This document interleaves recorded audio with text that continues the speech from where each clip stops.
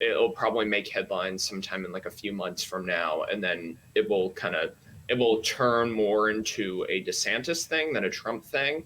I think people will be looking more closely at to what he does because he's kind of seen more as the future of the party, Right. and kind of seeing if this is going to be more of a litmus test. So whenever that day comes, if that day comes, I know the media is probably going to have a field day with it. I was surprised to read yesterday that Florida is preparing for, quote, thorny extradition issues that could arise if, in fact, Donald Trump is indicted in New York.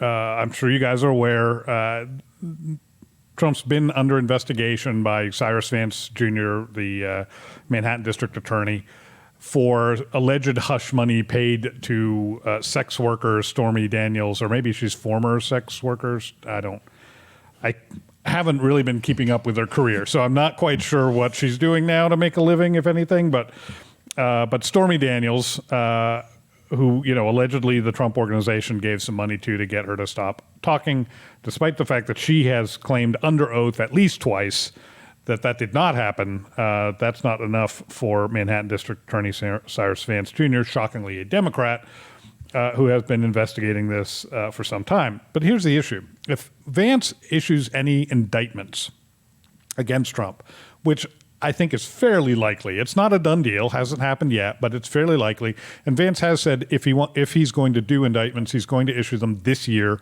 This is his last year. He's not running for re-election. He wants to get them issued before he's out of office. So I suspect that is coming in 2021. But if he does it and Trump is in Florida, if he's not in New York, if he's in Florida, then Florida Governor Ron DeSantis, as many governors do, he has the power to intervene and make a decision himself as to whether Trump should be surrendered to the state of New York to face that indictment. The governor has the authority to order a review of that. A lot of governors have that. Obviously, no state wants agents of another state coming into their territory and saying, "Oh, we're taking these people; they're under arrest." Yeah. So most governors have the authority to say, "Oh, well, he's one of my citizens. Hold on, let me look into this before I turn him over to you." Donald Trump, of course, all along has said this is a witch hunt, essentially. It's about political enemies targeting him, whether or not you agree with that. The fact that Cyrus Vance Jr. is a Democrat and Trump a Republican certainly raises that issue. So here's my question. Let's assume for a second that Cyrus Vance Jr. does, in fact, issue these indictments or issues an indictment against Donald Trump as a result of this investigation. I want to ask two questions about what's right here. First, what's morally right?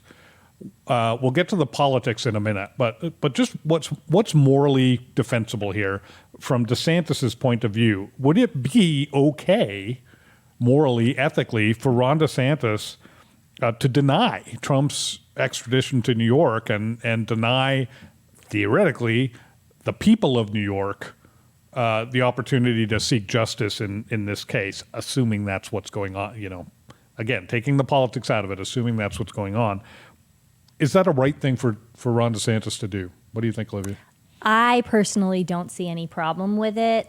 Legally, he's not doing anything that's wrong. This is, if it was him, making a executive thing, going over laws that were there that say that he has to give Trump up to New York, right, then I would have a problem with that. If there's a political ally saying, nope, I'm going to use my power to make sure that my friend doesn't get impacted. However, that's not the story here. That's not what's happening. So I don't see anything wrong with it. And I likely see that being the case with which DeSantis is going to do. Okay. What do you think, Karen?